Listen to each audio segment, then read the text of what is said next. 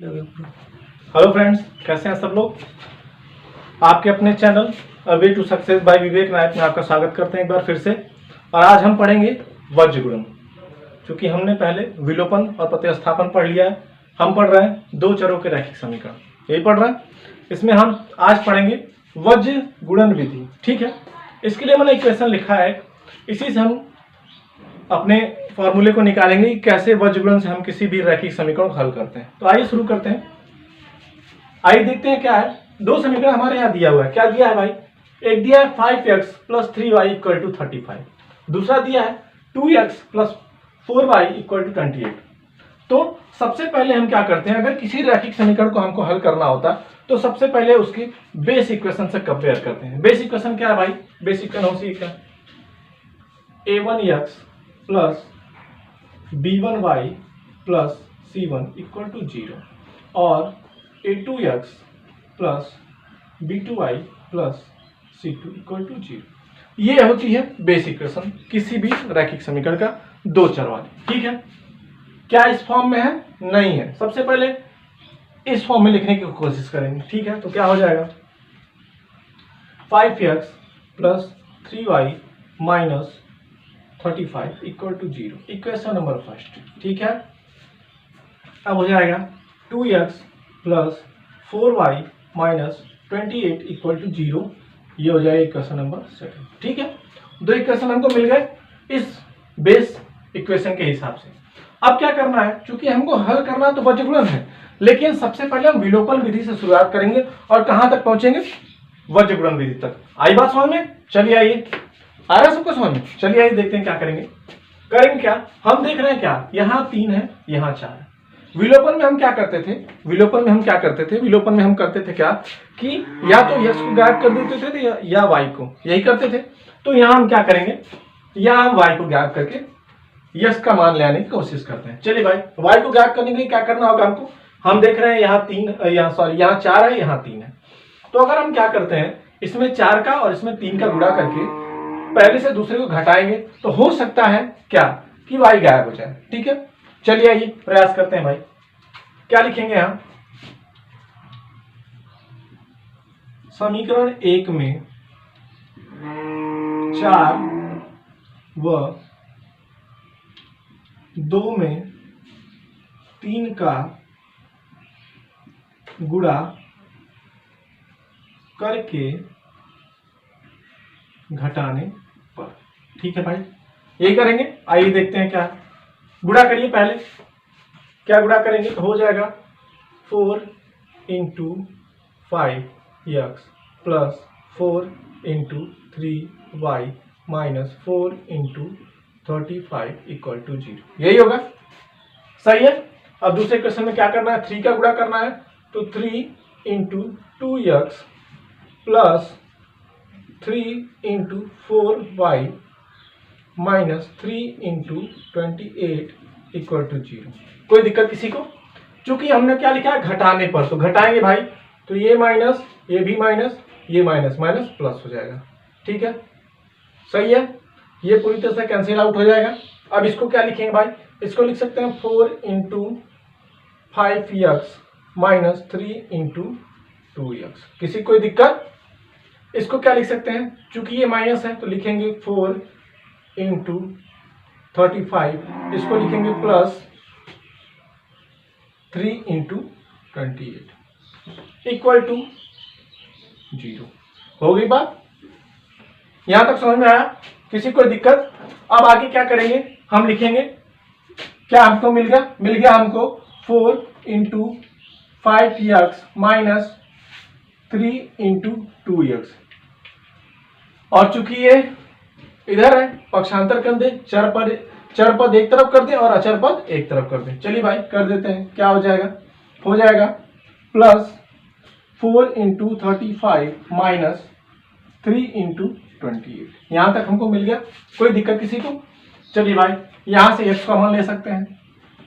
क्या लिख सकते हैं इसको? 4 × 5 - 3 × 2 = 4 × 35 - 3 × 28। ठीक है, x की वैल्यू निकालनी है तो x को यहीं रख देंगे, बाकी सब उठा के इधर कर देंगे। तो हो जाएगा x = हो जाएगा क्या? 4 into 35 minus 3 into 28 upon 4 into 5 minus 3 into 2। यहाँ तक किसी कोई दिक्कत? चलिए अब आगे बढ़ते हैं। क्या दिक्कत है भाई? दिक्कत? चलिए आगे बढ़ते हैं। अब क्या है, अब कंपेयर शुरू करेंगे हम किससे? बेस इक्वेशन से इसको कंपेयरिंग शुरू कर देंगे इसकी। चलिए भाई x तो एज इट इज यहीं रह जाएगा। यहाँ देख रहे हैं 4 है, यहाँ कहीं 4 है, यहाँ भी 4 दिख रहा है, यहाँ 4 दिख रहा है, तो यहाँ क्या b2 दिख रहा है, तो 4 की जगह हम क्या लिख सकते हैं? b2। किसी कोई दिक्कत?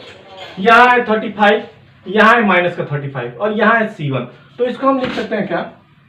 Minus c1। ठीक है, इसी तरह से ये माइनस है, यहाँ 3 क्या है भाई? 3 चेक करें, यहाँ क्या है भाई? b1 है, इसी तरह से यहाँ लिखेंगे b1 और इसी तरह से हो जाएगा माइनस c2। नीचे क्या हो जाएगा? नीचे हम कंपेयर करेंगे तो हो जाएगा क्या? b2 a1, b2 into a1 minus a2 into b1, ये हमको मिल गया। अब इसको हम लिख कैसे सकते हैं? इसको लिख सकते हैं हम x इक्वल टू, चूंकि माइनस माइनस प्लस हो जाएगा तो हो जाएगा b1 c2 minus c1 b2। क्या मिल गया भाई? यहाँ मिल गया। और नीचे क्या मिल जाएगा? मिल जाएगा हमको a1 b2 into minus b1 a2। ये क्या मिल गया हमको? एक x का फॉर्मूला हमको मिल गया। मतलब क्या है कि अगर हमको वज्रगुणन विधि से क्या करना है, किसी रैखिक समीकरण, दो चर वाले रैखिक समीकरण को हमको हल करना है, तो हम क्या करेंगे? कुछ नहीं करना, हमको x का मान ले आना है। तो हम क्या करेंगे? बेस इक्वेशन से जो इक्वेशन दी जाएगी उसको कंपेयर कर देंगे, वैल्यू यहाँ पुट कर देंगे और हमको x का मान हमारे सामने निकल के आ जाएगा। क्लियर होगी बात? इसी तरह से हम अगर y निकालना, क्योंकि हमने यहाँ x के लिए निकाला, ठीक यही कंडीशन y पे भी होगी। उसमें क्या करना होगा? यहाँ आपने y को काट दिया, यहाँ भाई y काटे हैं, आगे क्या करेंगे? जब आपको y का मान निकालना होगा तो आपको x को काट देना होगा। किसको काटना होगा? x को। जब x काट देंगे तो क्या हो जाएगा? x कट जाएगा और y आपके सामने, जैसे कि ये आया हुआ है वैसे आपके सामने y आ जाएगा। क्लियर होगी बात? किसी कोई दिक्कत? आगे बढ़े भाई, आगे बढ़े। चलिए भाई शुरू करते हैं। अब यहां तक तो चीजें क्लियर हो गई आपको। अब आगे हम सारे फॉर्मूले एक साथ रख देंगे, जितने भी शॉर्ट ट्रिक है वज्रगुणन के सब कुछ मैं रख दूंगा और चीजें आपके सामने आ जाएंगी। क्लियर होगी बात? चलिए आइए देखते हैं भाई क्या क्या रखना है इसमें।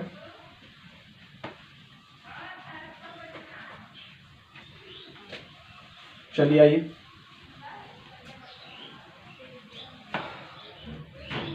क्या रखेंगे? रखेंगे यहाँ सबसे पहले x की वैल्यू जो हमने निकाली थी। क्या निकाली भाई? x की वैल्यू, x हमने निकाला है क्या?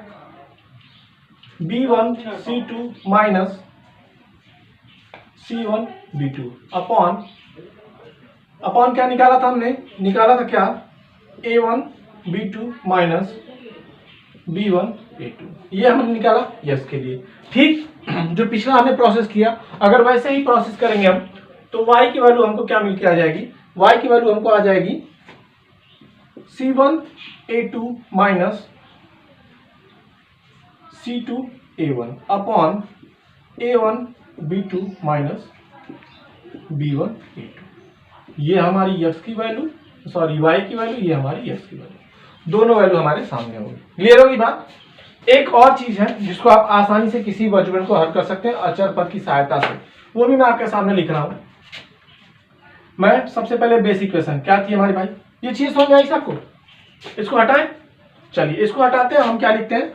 Base equation. सबसे पहले बेस इक्वेशन लिखेंगे। क्या भाई बेस इक्वेशन? उसको जान ले। मैंने बेस इक्वेशन लिखा था आपका क्या? a1x plus b1y plus c1 equal to 0। इसी तरह से a2x plus b2y plus c2 equal to 0। ठीक है, यही था बेसिक क्वेश्चन। अगर आपको वज्रगुणन हल करना है तो एक शॉर्ट ट्रिक आपके पास होगी। क्या होगी भाई? x y और y। क्या है मैं समझा रहा हूं। अगर आपको x की वैल्यू निकालनी, अगर क्या कह रहा है आपको x की वैल्यू निकालने को बोल रहा है, तो क्या करिए आप? सीधा सीधा x पे हाथ रखिए। क्या क्या बचा आपके पास? b1 b2 c1 c2, यही बचा। इसको लिखिए b1 B2 C1 C2, ठीक है। अब अगर आपको y निकालना है तो y पे रख दीजिए, क्या बच गया C1 C2 A1 A2 A1 A2।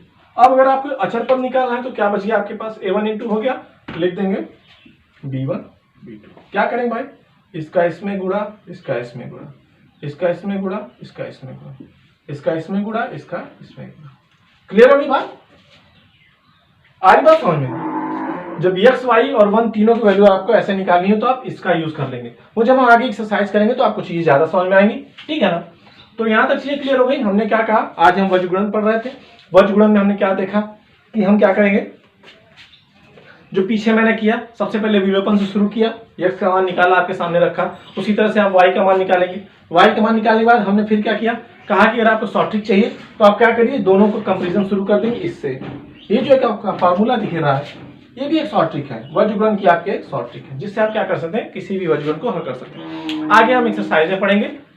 Exercise आपकी है 3.5, जिसमें हम कुछ क्वेश्चन करेंगे, बाकी क्वेश्चन आप करते रहेंगे, जहां भी कोई दिक्कतें आ गई उसको हम बाद में देखते रहेंगे।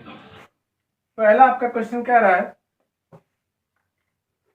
क्वेश्चन आपका क्या बोला है भाई, क्वेश्चन बोला है कि निम्न रैखिक समीकरण के युग्म में से किसका एक अद्वितीय हल है, ठीक है, जिसका कोई हल नहीं है या जिसके अपरिमित रूप से अनेक हल है, अद्वितीय हल की स्थिति में उसे वज्रगुणन विधि से हल करिए, ठीक है। अब कुछ कंपेयर है जो आपको मैं बताऊंगा, ठीक है ना। वज्रगुणन आपको समझ में आ गया। अब किसके अद्वितीय हल होंगे, किसके नहीं, पीछे हम लोगों ने पढ़ा था, याद है। रेखाएं समांतर होंगी तो अनेक हल होंगे, संपाती होंगी तो क्या हल होंगे, विच्छेद करेंगी तो हल होंगे, कुछ बताया था, याद है किसी को, क्या पढ़ा था भाई, A1 B1 A1 बटा A2 बराबर B1 बटा B2 बराबर C1 बटा C2, तो रेखा क्या हो जाएंगी, संपाती हो जाएंगी। जब A1 बटा A2 बराबर B1 बटा B2 बराबर नहीं है C1 बटा C2 के, समांतर हो जाएंगी। जब A1 बटा A2 बराबर नहीं होगा B1 बटा B2, क्या हो जाएगी, रेखाएं प्रच्छेद करेगी, जिसका एक हल होगा, यही बोलते ना, जिसका एक हल होगा, ठीक है। और जो संपाती होगी इसके अनेक हल होंगे, और जब समांतर होगी तो कोई हल नहीं होगा। ऐसा ही कुछ था, भूल गए भाई क्या, वही आ गया है, यही तो पढ़े थे। तो इसमें क्या पूछे हैं, क्वेश्चन कहा है, क्वेश्चन आपका बोला है कि पहले बताइए भाई कितने हल होंगे, ठीक है। एक अद्वितीय हल होगा, जब अद्वितीय हल होगा तो हमने पीछे पढ़ा है क्या, A1 बटा A2 बराबर नहीं है B1 बटा B2, अद्वितीय मतलब कोई दूसरा हल नहीं होगा, सिर्फ एक ही हल होगा। तो रेखा क्या करेगी, प्रतिच्छेदित, यही ना भाई। दूसरा हमने क्या पढ़ा था कि अगर A1 बटा A2 बराबर है B1, मैं लिख दे रहा हूं एक बार, शायद आपको दिमाग से उतर गया आपके। हमने क्या पढ़ा था, हमने पढ़ा था हल होने के लिए, हमने पीछे पढ़ा था, क्या पढ़ा था कि अगर क्या हो जाए A1 बटा A2 बराबर नहीं है B1 बटा B2 के, तो रेखाएं क्या करेंगी, प्रतिच्छेद करेंगी, और जब प्रतिच्छेद करेगी केवल एक ही हल होगा। कैसे हल, क्योंकि एक ही जगह काटेगी, सॉरी क्या हो जाएगा, सिर्फ एक जगह काट देगी, प्रतिच्छेद करेगी तो ऐसे काटेगी, तो एक जगह काटेगी तो एक हल हो जाएगा। संपाती के लिए हमने क्या पढ़ा था, संपाती के लिए हमने पढ़ा था क्या, A1 बटा A2 बराबर है B1 बटा B2 बराबर है C1 बटा C2, मतलब एक रेखा दूसरी ही रेखा पे क्या ऐसे चलती हुई चली जाएगी, ऐसा होगा। तो हर जगह काट रही है इसलिए अनेक हल हो जाएंगे, ऐसा ही था कुछ। फिर हमने तीसरा पढ़ा समांतर रेखा के लिए, क्या पढ़ा था भाई, पढ़ा था क्या, A1 बटा A2 बराबर B1 बटा B2 बराबर नहीं है C1 बटा C2, तो रेखा क्या हो जाएगी, समांतर, यानी ये रेखा कभी दूसरे से मिलेंगी नहीं, ना कहीं काटेंगी, तो कोई हल नहीं होगा। शायद ऐसा ही कुछ था, ऐसा ही हमने पढ़ा था, ठीक है। अब यहां सबसे पहले आपको क्या करना होगा, यही यूज करना होगा, यही आपको यूज करना होगा, क्या कि सबसे पहले आपको पता करना होगा कि कौन सा हल होगा, अनेक हल होगा कि एक हल होगा कि कोई हल नहीं होगा। अगर ये पता कर लेते हैं उसके बाद तब आपको किससे सॉल्व करना है, वज्रगुणन से। आई बात समझ में। अब भाई हम पूछेंगे और आप बताएंगे, क्योंकि पहले सब कुछ बता चुके हैं, ऐसा कुछ नहीं जो बचा हुआ, तो हम आपसे पूछेंगे। पहले दो समीकरण लिख लें, चलिए भाई पूछते बढ़ते आगे चले जाएंगे, ठीक है ना।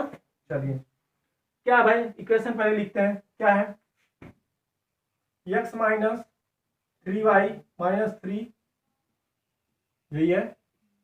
दूसरा इक्वेशन क्या है भाई आपका, 3x माइनस 9y माइनस, हमने क्या कहा था, सबसे पहले कंपेयर शुरू करिए।